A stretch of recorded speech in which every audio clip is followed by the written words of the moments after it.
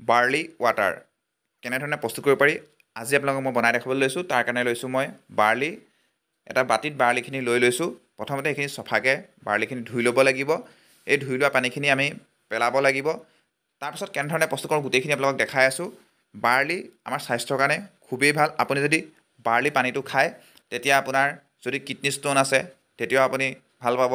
আপোনাৰ যদি blood sugar আছে, ব্লাড প্ৰেছাৰ আছে তেতিয়াও আপোনাৰ কাৰণে বহুতেই ভাল। আপোনাৰ যদি স্কিনটো অলপ প্ৰব্লেম আছে স্কিনৰ কাৰণেও বহুত ভাল। স্কিনৰ সৌন্দৰ্যতা বৃদ্ধি কৰে। আপোনাৰ ওজন বৃদ্ধি হৈছে, আপুনি ওজন কমাবৰ কাৰণেও বাৰ্লি পানী খাব পাৰে। এতিয়া গৰম খুবেই বেছি পৰিছে, আপোনাৰ নিজৰ স্বাস্থ্যটো ঠাণ্ডা কৰি ৰাখিবৰ কাৰণে আপুনি বাৰ্লি পানী খাব পাৰে। এতিয়া মই পানীখিনি পেলোৱাৰ পাছত আকৌ পানী দি দিছোঁ।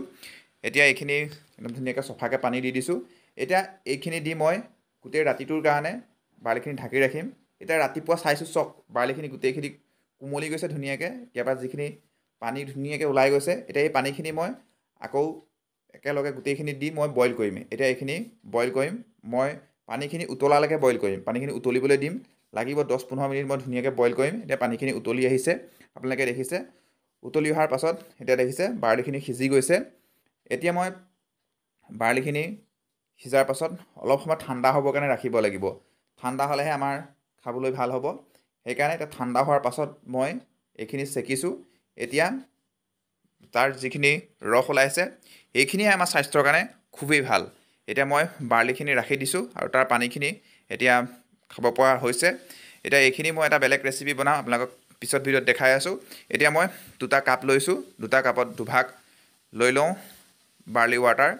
ইয়াত দিয়া হৈ গৈছে। তাৰপৰা ইয়াত কি কি দিওঁ আপোনাক গোটেইখিনি ডিটেইলছত দেখাই আছোঁ। এতিয়া মোৰ 2 কাপ হৈ গৈছে। এতিয়া ইয়াত মই প্ৰথমতে দিছোঁ নেমু।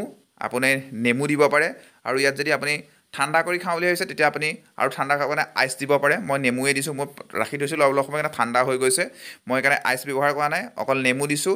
তাৰপাছত মই ইয়াত দিছোঁ নিমখ। এতিয়া নিমখ দিয়া হৈ গৈছে। এতিয়া আপোনালোকে দেখিছে মোৰ বাৰ্লি ৱাটাৰ ৰেডি হৈ গৈছে।